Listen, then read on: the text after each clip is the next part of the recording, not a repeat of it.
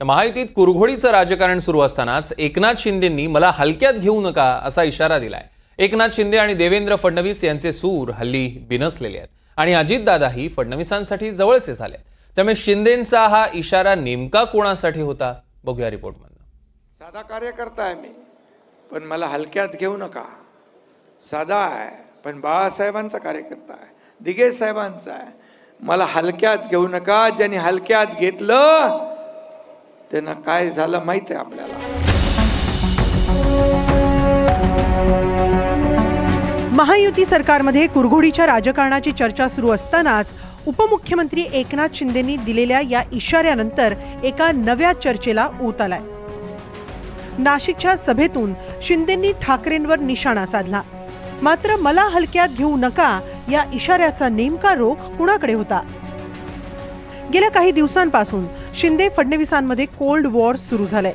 मंत्रालयात मुख्यमंत्री Devendra फडणवीसांची war room आहे। या वॉर रूम शेजारीच एकनाथ शिंदेंनी स्वतंत्र कोऑर्डिनेशन रूम स्थापन केली आहे। शिवसेनेकडे असलेल्या खात्यांच्या अंतर्गत येणाऱ्या प्रकल्पांचा या रूम मधून आढावा घेतला जाणार आहे। हीच चढाओढ मुख्यमंत्री सहायता निधी कक्षाबाबतही पाहायला मिळतेय। गरजू आणि गरीब रुग्णांना मुख्यमंत्री सहायता निधीमधून मदत केली जाते। एकनाथ शिंदेंनी उपमुख्यमंत्री सहायता निधी कक्षाचीही स्थापना केली आहे। उपमुख्यमंत्री एकनाथ शिंदे सरकारमध्ये असूनही स्वतःची समांतर व्यवस्था निर्माण करतायत। महायुतीच्या प्रमुख नेत्यांमध्येच सुरू असलेल्या या विसंवादावरून विरोधकांनी निशाणा साधलाय। नाही, बरोबर आहे त्यांचं। हलक्या माणसाला हलक्यात घेतलंच नाही पाहिजे। नाही, बरोबर आहे त्यांचं। हलक्या माणसाला हलक्यात घेतलंच नाही पाहिजे। नाही, मला असं वाटतं की उगाचच देवेंद्र फडणवीस साहेबांचं नाव घेऊन त्याच्यामध्ये या सगळ्याला वेगळा स्पर्श करण्याची काही आवश्यकता नाही। हे साहेबांनी नाशिकमध्येच त्याचा उल्लेख केला नाही, अनेक वेळा विजेच्या बाबतीमध्ये त्यांनी हा उल्लेख केलेला आहे। परंतु कदाचित काल आपल्याला तो जाणवला असेल, अनेक वेळा तो उल्लेख केलेला आहे। त्याचा संबंध कुठेही भाजपाशी, मुख्यमंत्र्यांशी किंवा मित्रपक्षांशी नाही। मला वाटतं या चर्चांना काही अर्थ नाही आहे। महायुती म्हणून आम्ही मजबूत आहोत। आम्ही एकत्र सरकारमध्ये निवडून आलो आहोत। एकत्र महायुती म्हणून नगरपालिका, महानगरपालिका निवडणुका लढवण्याचाच मानस आमचा आहे आणि त्यामुळे एकनाथ शिंदेजी जे म्हणाले ते विरोधकांना म्हणाले असते आणि म्हणून मातोश्रीने त्यांना हलक्यात आतापर्यंत घेतलं आणि मग ही परिस्थिती झाली।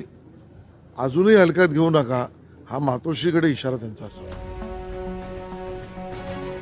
सरकार स्थापनेनंतर शिंदे फडणवीसांमधलं अंतर वाढत चाललंय। रायगड नाशिकच्या पालकमंत्रीपदाचा वाद, मंत्र्यांसाठी ओएसडींच्या नियुक्तीत भाजपचा हस्तक्षेप, शिंदे गटाकडे असलेल्या खात्यांच्या आरोपांना स्थगिती देणं अशा अनेक कारणांमुळे हा दुरावा अधिकच वाढत चाललाय। दुसरीकडे अजित पवारांनी फडणवीसांसोबत सलगी वाढवल्यामुळेही शिंदेंच्या नाराजीत वाढ झाली आहे।